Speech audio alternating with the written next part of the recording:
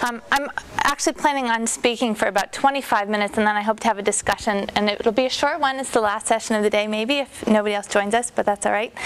So as Jared said, I'm here to talk about vital signs and the lessons that we've learned from building this statewide open educational resource and learning environment. And I stuck it right here on the title slide that Maine has a one-to-one laptop initiative in grades 7 through 8. And in Maine, we've come to take this for granted, but it's actually the first in the world statewide or province-wide one-to-one laptop initiative in a whole grade cohort. And we've had it in 2 grades for the last 6 years. And it's actually extending to about 60% of the high schools in the state this year. There are reasons for why it's only 60, which I won't go into. But that's the environment that we're working in, Maine, this small state with great technology resources. So I'm just curious, how many of you are working in K12 space, kind of arena? And how many of you in higher education, and how many of you in something else? I just kind of wanted to know before we get going. There's a lot of folks at this conference from higher education, and I think actually K12 and higher education have a lot to learn from each other around open educational resources. There are some reasons why it works better in K12 and other reasons why it works better in higher ed, and I think the two modes could learn a lot from each other. So I just wanted to talk about that. So quickly, as I said, I'm going to talk for about 25 minutes. I'm going to give an overview of the Vital Signs program and what it looks like actually in action in the field. I'm going to talk a little bit about that higher education, K12, and around open education resources just to help set the stage. And then talk about the lessons that we've learned, and then I hope, as I said, to have a discussion with you all and learn a little bit from you. So Vital Signs, at the heart of Vital Signs, it is an effort to bring together human and technology resources to support students in actually being scientists in the field and learning science by doing science, to support teachers in teaching science more scientifically, and to actually produce data that pushes forward what we know about the world from a scientific perspective, so that through this learning we're actually producing something, making a contribution to what is known.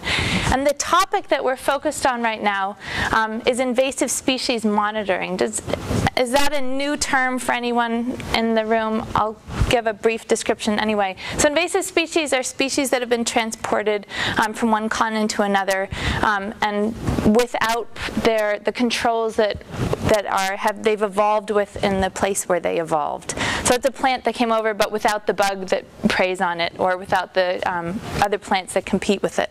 And they're causing great ecological damage around the world and financial burdens around the world. So it's a topic that's very timely. There's a lot of kind of human element to it. It's kind of dramatic and interesting for kids, but it also is one that lends itself very well to the learning standards and learning goals of middle school students, because it intersects with ecology, with ecosystems, change, human impacts on the environment, lots of things that middle school students are learning. We also chose it because it's a topic that can easily be wrapped by another topic. So, and I'll give an example of how vital signs can be used to look at ecosystems, the health of ecosystems. But invasive species relate to many ecological issues that are currently of interest, like climate change and others. So I'm going to tell you a little bit about vital signs through a case study. And this teacher over here in the blue shirt in the water, Mike Deniston, he worked with his students this past year. He was one of our 12 teachers who were part of our first cohort of teachers and our advisors. I should say, we are just starting the second, or actually partway through the second of a 3-year development kind of period, funded in large part by the Hewlett Foundation. So last year we had 12 teachers working with us. We did a pilot basically with them. This year we're adding 36 teachers, so we're going to be really kind of testing out implementation at scale. And next year we hope to expand to 100 teachers in total. So that's kind of where we are in the development of this project. So Mike and his students were looking at the ecosystem health of 3 rivers in their community. And they began this by looking at this video, which I'm going to play for you right now, which we made with one of our scientists that we know is a partner in the project. I'm at the University of Southern Maine. My office is actually in the Gulf of Maine Research Institute. And I understand that you all are heading out into the field to collect crayfish data and benthic invertebrate data and water quality data. And I'm really excited to hear that because I've been studying crayfish in Maine for the last 3 or 4 years, and we're doing a survey all around the state. So we're excited to know that you're also collecting data, and I can't wait to see what you have. If you do find crayfish, if you could get me some voucher specimens. Voucher specimens are a specimen that just is goes on permanent record so that we know that that identification was correct. You could put the voucher specimen in alcohol or you can freeze it, either one. And I need to know where it was collected, when it was collected, maybe how abundant they were, and then I need a GPS coordinate for that voucher specimen as well, and that would be perfect and very helpful. Thanks. So the students' investigation has been framed by a question, but it's also they've been engaged by this voice from the real scientific community, asking, expressing interest in what they're doing. So the students went out. Mike has 3 different classes. Each class went to a different river, and they collected macroinvertebrates. Macroinvertebrates being those little bugs. Different macroinvertebrates are more or less susceptible to pollution in water. So the community that you find, how many of each of those different kinds, can tell you a lot about water quality. So that's why they're collecting those. They also did find a crayfish, which they were very excited about. It was very, very small, so they had to bring it back to the classroom to grow it up a little bit. Crayfish are quite difficult to identify, especially when they're really, really tiny. So they collected their data out in the field.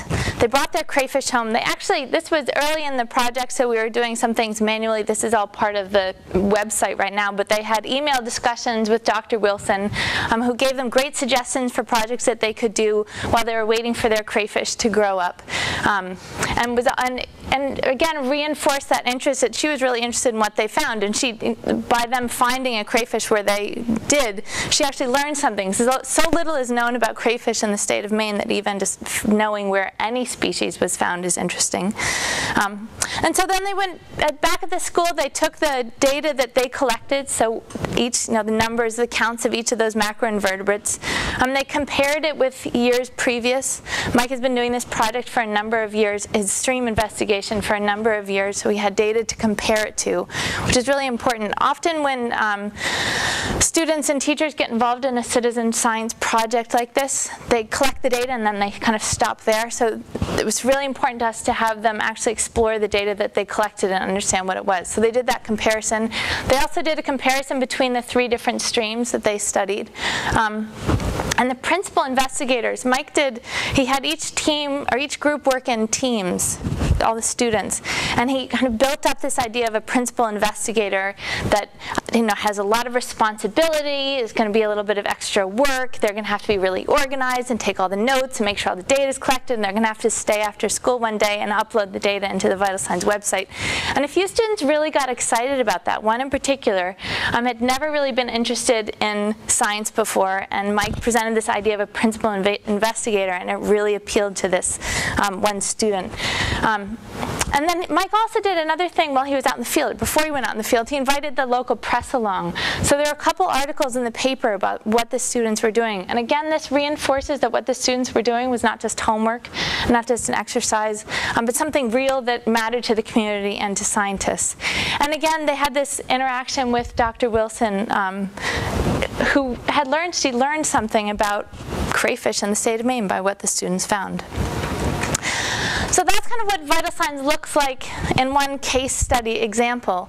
But what we're really after is we want every student in the state of Maine to be able to have an experience like those students did, whether or not they have a teacher like Mike Denniston who's been working for years doing activities outside. But we want to create a system that supports teachers, trains them if they need that, and supports them in actually going outside, doing investigations, getting the students to go through the whole scientific inquiry process in the classroom, as well as sharing putting that data online so it's there for other students to do their comparisons against, and also available for scientists to inform what they're doing. So after deepening understanding of science concepts and skills, enabling students and teachers to successfully participate in this statewide community, scientist community project, and also to develop student understanding of science and of inquiry itself, and again, making that contribution to what is known around the state. So just a little more kind of detail about the project. There's human infrastructure. It starts really with that question that appeals to lots of different people and works for various classrooms and different learning goals and objectives. The statewide community of teachers who are participating in this, and that's something that we're building actively. Peer working groups, and those are on a number of levels. The students working in teams in their classrooms and talking with one another. Teachers learning together during teacher institutes. And then also online where peers can comment on each other's data. There's also a layer of species experts who are people who know particular species well enough so that they can comment on students' observations and the evidence students collected to say, yes, I think you did see what you say you saw, or no, I think it might be something else. We're also actively recruiting citizen scientists for a number of roles. We want citizen scientists who are just interested adults in the community to go out and use the same system exactly that the students are using to collect their own observations of invasive species and native species and their presence or absence in the communities, but also to be those species experts, so they're the people who are communicating with the students about what they're finding, and also to support classes' field trips, because sometimes teachers need help, more people, more hands in the field to go out and do something like this. And then the final part of our human infrastructure is actual scientists who are using the data, and we have a number of scientists who've kind of signed on as being really excited about this project. So that's going well. And then there is the vital signs technical infrastructure. We're building this whole thing as in Drupal. There's a registration system. It discriminates between the under 13-year-olds get one registration experience. Teachers who are organizing teams of students who will be working in the field get a different registration, and then everybody else can register themselves. And this is going to be entirely open, so anyone within the state, because that's the kind of geographic line that we've drawn, can join and do this. There's a data entry application that helps the students take the data that they collected on paper. There's a form that they can fill out, and then they can go through this and enter their data online. It gives them feedback if they've entered something that's unreasonable outside of the range, or geographic position in the middle of the Atlantic instead of the middle of Maine. It tells them. There's community data review, which I mentioned already. So every time a student submits observations and photographs of the species that they think that they saw, one of those species experts will be notified, and they'll come to the website and say, yeah, I think you saw what you saw, or no, or hey, that is what you said you saw. What else did you see? Or was it living in this kind of an environment or that kind of environment? So there's an opportunity for a dialogue to begin. Searchable, exportable, and data. So that the data is all exportable in CSV files, so that it can be imported into any kind of graphing or analysis tools. And that's for students and teachers, but it's also for scientists who might want to use the data. There's also data mapping, so you can see where all so far we've obviously been working a lot in Portland over the course of this summer. This site had just was launched in the very early spring.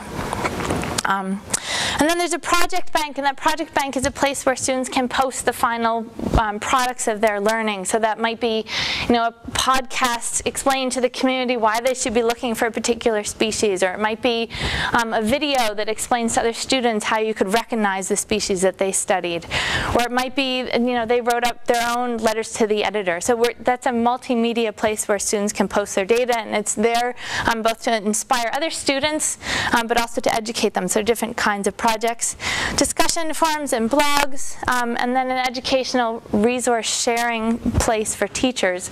Our curriculum that we've developed will be posted there. It's free for teachers to download. There'll be places for teachers to comment, say, I used that, but I did it in a different way. Places for teachers to post their own activities that they developed. So that's kind of, I've described vital signs in some gory detail. Hopefully you have a pretty good picture of it. And as I was thinking about these lessons, I was thinking about these differences and similarities between this K-12 space and higher education. And there's some things I think are quite different. And then other things where I think both are kind of operating on the same continuum. But in the K-12 arena, we have statewide learning objectives, which is different from higher education. We also have many teachers, some teachers who are teaching outside of their training. So maybe they were trained in secondary education and they're working in elementary education or vice versa. Or they have a biology degree but they're teaching physics and physical sciences. But it's quite common. So there's a greater need for professional development in multiple, both in content but also technology and all this. There's fairly low interest on the part of teachers in publishing or profiting from what they do in classrooms. So that's something that is a little bit easier. And K-12 teachers tend to be remix experts. They don't necessarily identify themselves as that, but they're really good at going online and finding materials and mashing them together and working into something that's going to be useful for their classroom. Things that I think K-12, that arena and higher education have in common, we're both, I think, content is most engaging to students when it's somehow localized, either to their interest or to their place. So there's a need for localization. Scaling, any project that is kind of worthwhile, as I think about vital signs, when we scale, we're scaling to multiple schools. And there's lots of schools across the state of Maine, and they serve very few to a few hundred students. And in the higher education space, sometimes you're thinking about scaling, it might be scaling to another university, which is, they tend to be in bigger chunks. And then we have in K-12, we definitely see a reluctance to share on the part of teachers, but the reasons for that may or may not be the same as the reasons that professors in higher education might have to share. There's a lot of reluctance to share because teachers don't think that anybody else would be interested in what they did, or they don't think it would be good enough to show anybody else, or that's not quite perfect enough, or they don't really know what happens in any other classroom. So if somebody else finds out what's happening in their classroom, they don't have a kind of anything to judge it against. So there's a lot of nervousness about that. So I'm sure you can think of your own differences and similarities between those. Maybe that's something we want to talk about at the end of this. So now I'm going to talk about the lessons that we've learned, and there's hundreds of lessons that we've learned. I'm sure we still have hundreds of lessons to learn, but I've picked a few that I think might be useful. I might teach somebody else something, maybe.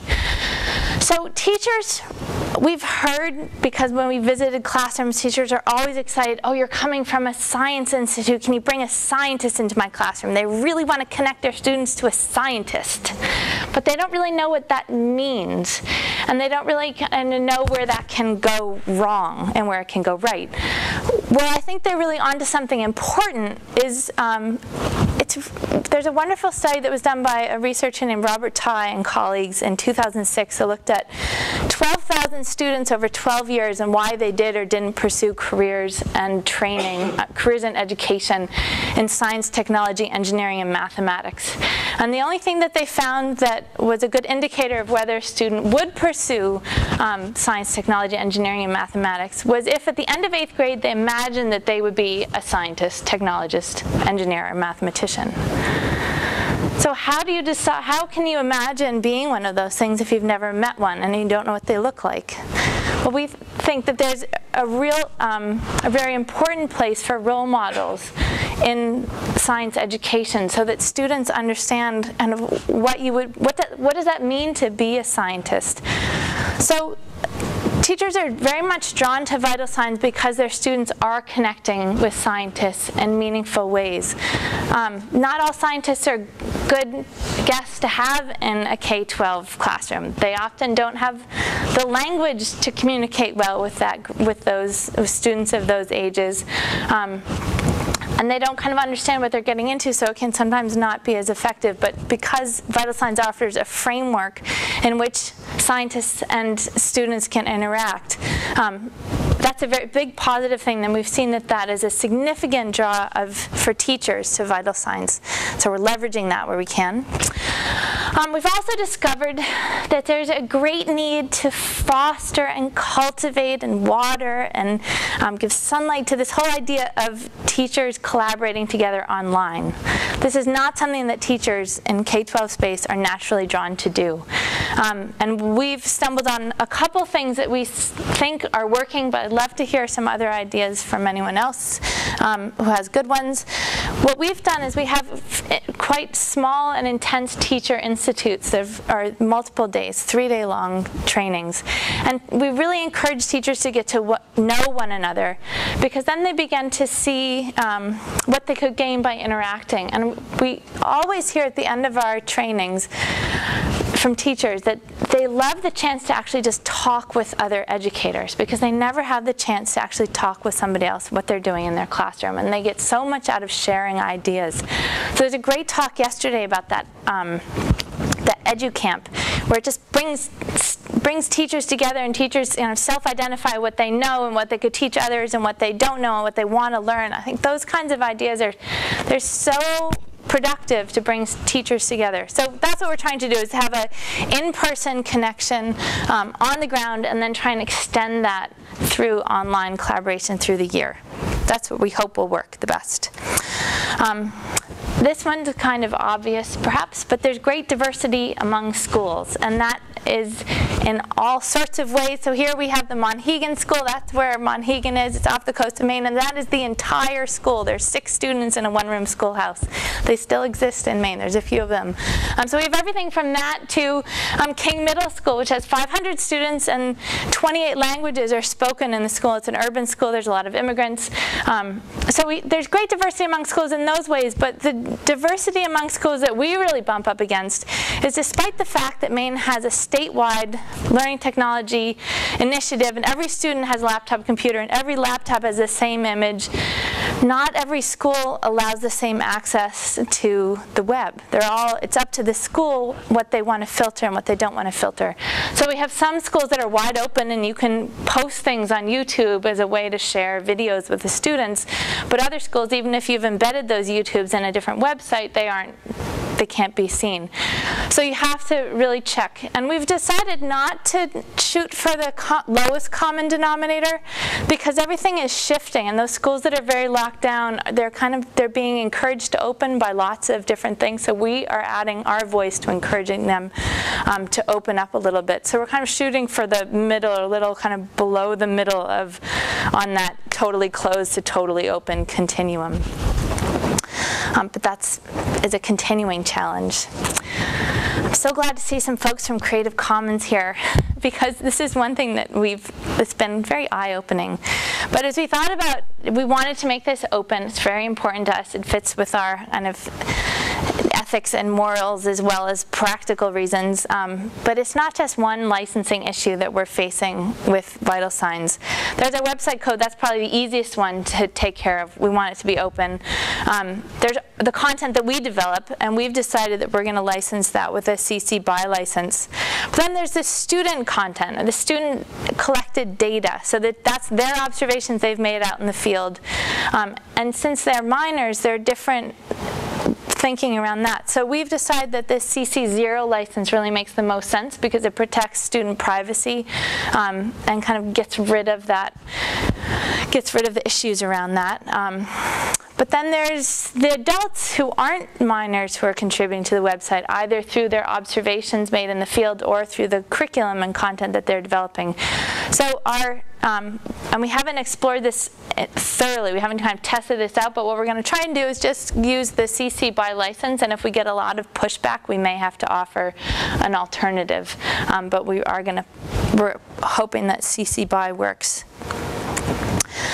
And just as an example, so these are data sheets, species sheets that the students take out in the field. And we've been making great use of the Creative Commons Flickr search. But it's pretty typical. We have 4 pictures on each of these. It's very typical to have at least 2, if not 3 or 4 different Creative Commons licenses, or just permission from the author but not a license. So I don't know how you share that. There's kind of, we have our plan, and then there's kind of the practical things and the details. But we've just gone with individual licenses on every piece of that to keep everything kosher. So then the final, I think this is the final lesson I'm going to talk about, is address your learning standards. We have these learning standards, statewide learning standards or regional learning standards in the K12 space. And if you want to be an effective open educational resource, you really need to address the learning standards. But the tricky part is that there are learning standards. And in Maine right now, for instance, we have 2 versions of the Maine learning results. So there's the old version and the new versions. Most schools are using the new version, but I think there's still some that are using the old version. Maine has just signed on to the New England Common Assessment Program, which has its own set of standards currently around reading, writing, and mathematics, but there's a lot of discussion that science standards are going to come along, so we're going to have to switch to those. And then, of course, then the National Science Education Standards. So it's address your standards, but you need to kind of be thinking about lots of standards all at once.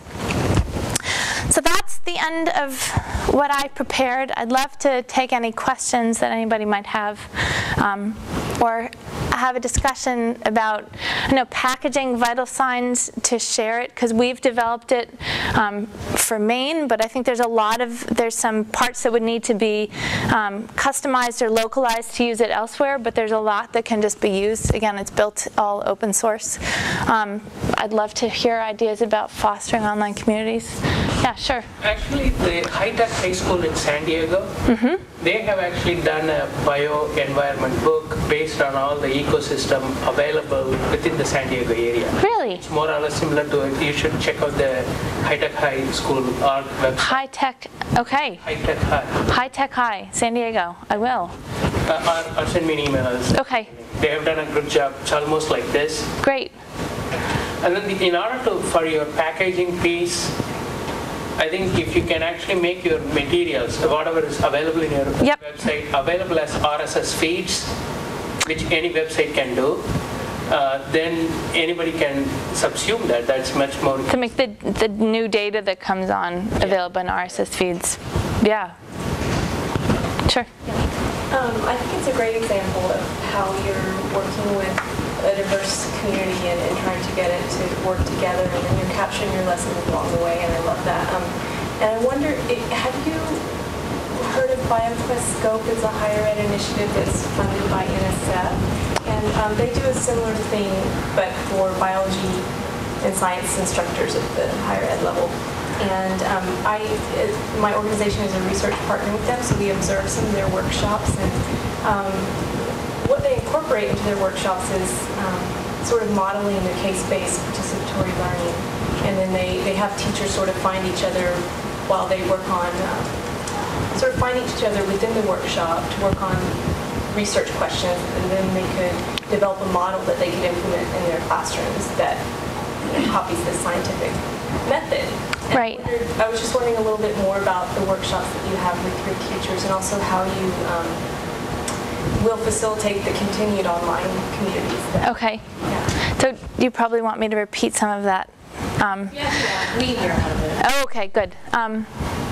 So our professional development, the 3 days, the kind of the curriculum, we give teachers the experience that we hope they give their students, plus a little bit more because they're teachers, obviously, and they're thinking about pedagogy. So what we have done is we have a number of different activities, and we have kind of time slots where teachers can wander around the room and do different activities around a certain thing, like introducing invasive species as a topic and having experiences with them, and then we derive a shared definition of what invasive species are and what biodiversity is. Then there's another set of activities that they do to learn the different skills that they need. So to start practicing using cameras and taking very good macro pictures of species so that they can help their students learn how to do that, to document the things that they're seeing. And then we go out in the field and we visit 3 different sites. We work in marine systems, freshwater systems, and upland systems, because upland or terrestrial systems. We really want this to be accessible to teachers whether or not they have a bus to go to some beautiful place to do their field work. So we go to different sites. So then we come back to the lab and we have the teachers upload the data that they collected, and then do some analysis of it and think about the products that they could get their students to develop. And then we develop an action plan with them, where we do some of that in brainstorming sessions, and then they each have time to think about it. So we do a lot of different things because we really want teachers to find the path that works for them through this opportunity. So that's kind of the curriculum part of the professional development. And then we'll go around and we'll do site visits to see what's happening in classrooms. One of the things that we've discovered is that teachers are often doing really wonderful things, but they aren't telling us about it. So no matter how many business cards we give them and how many different ways we give them of contacting us, once we pick up the phone and say, hey, what's going on? They're like, oh, I'm so glad you called. We're going outside tomorrow. Can you be with us? Like, it's kind of, so we do what we can to develop communication, but we also will schedule visits to go around and find out what's actually happening in classrooms, capture some of that, and then post it for them in that shared space, and then do what we can to draw attention to it. Because teachers want help. They want to teach people. So we're hoping to kind of capitalize on some of that. So that's one way. Yes. Right, and we're also, with these first 2 years, we haven't worked very hard to recruit teachers. We've kind of seen who comes to us. The idea being that those early adopters, if we can get them really excited and moving on the project, they'll create a community that will hopefully start drawing other teachers in, and there'll be a core that's attractive to others. Yeah.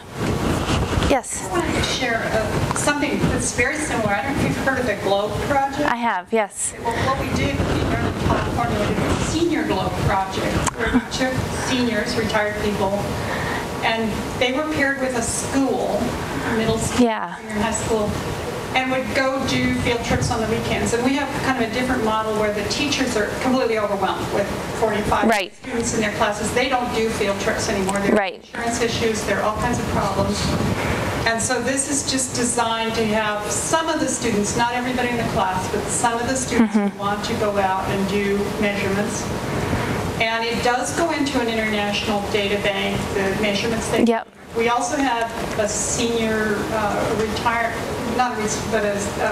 people's club, Avenidas. It's a big 4,500 member senior center. Yep. And they set up their own weather station and made measurements that fed into the data. And you guys are way ahead of that, but I think if some of the other states wanted to consider this, they could do worse than to use the GLOBE resources. They make people as certified GLOBE instructors and so on, citizen scientists. And a lot of the scientists, of the retired people we got, were scientists. In physics or something like that. So there's a resource that people can use as the GLOBE project. Right. And it's really interesting, your comments about seniors. When I've gone to various citizen science groups around the state, and there are tons, hundreds maybe even, friends of such and such a waterway or friends in such and such a lake, and they're really interested in taking care of their lake, and they're maybe partnering with the Volunteer Lakes Monitoring Program, which is a statewide effort to train people and equip them for doing monitoring. And when I've gone to those, I have a few gray hairs, but not very many, and they get really excited to see me because there tend to be predominantly kind of retired people, and maybe they've been doing this for 10 or 20 years, and they're kind of tired, and they'd love to give it over to somebody else, but nobody else will monitor this lake that they've fallen in love with if they stop. So we're looking to to kind of foster bridges between those groups and the middle school classrooms, and that's one way that, and there's a number of reasons for doing that. One, it helps the teacher, as you say. Two, again, those are role models of adults who are somehow committed and interested in playing with science or practicing science in one way or another, so it's a wonderful source of role models. But I hadn't thought about going right to senior centers and seeing if they wanted to do this as well. And it might be a wonderful in our senior center, connection. Join, a certain age, and they keep working, trying to get getting people that are in their 40s. Right. And I would think there's a huge community of 75 million people. Right. Right. Some more people to get involved. Yeah, and there's more and more awareness and interest in getting everybody outside more, and having again a structure, a framework, or something to do when you're outside can be really really useful. I was wondering if you've been able to jump through all the hoops to do research on on the actual educational aspect and if it improved learning. I mean, obviously, yeah. I expect it does. Like the anecdotal evidence is that it improved it, but have you done any other? So right now, all we have are we have a couple wonderful stories of individual students from individual teachers' classrooms. We are doing an external evaluation of this, but it didn't really get going last year because it was a pilot year and we were basically building the technical infrastructure. But we're starting this year, so we've done a survey of, we're really, well, our goal is eventually to look at student learning. That's definitely kind of the end game that we're after. It's going to be hard to measure that, so we're beginning with looking at changes in teacher practice. So we're surveying teachers about what have they done before in the classroom, and then watching to see, what of this can they adopt? Can they start using inquiry more in their classroom, or can they go from very structured inquiry with their students to more open-ended inquiry? So we're looking at that as a starting place. But definitely, Jane. So I'm really interested in the whole minors and copyright issue, because I remember the last time I talked to you, we talked about CC0 being a possibility for resolving that. And so do you actually have the students upload their content and data directly to the website, and they have to go through the CC0 waiver themselves, or do you have parents sign a waiver? Or? We haven't actually worked out all the details of that yet, but need to quickly. I'm sure, I guess we'll work. You'll probably be hearing from me as I start working through those issues and realize I have more questions. Yeah. Like a great model for other school districts who are dealing with the same. And absolutely. Absolutely. I think what we've thought about doing is tacking something on to what most schools have their parents sign a waiver for the whole year of, it's okay for my students' work to appear on the internet and my students' face to appear on the internet, or it's not. And we're hoping to get some language that they can add on to what they're already signing. So it's part of, but give that over to the teacher in the school so we're not kind of in the middle of that process. Yeah. I'll keep you posted. Well, great. Seems that's the end. Thanks everyone so much for coming. I do appreciate it.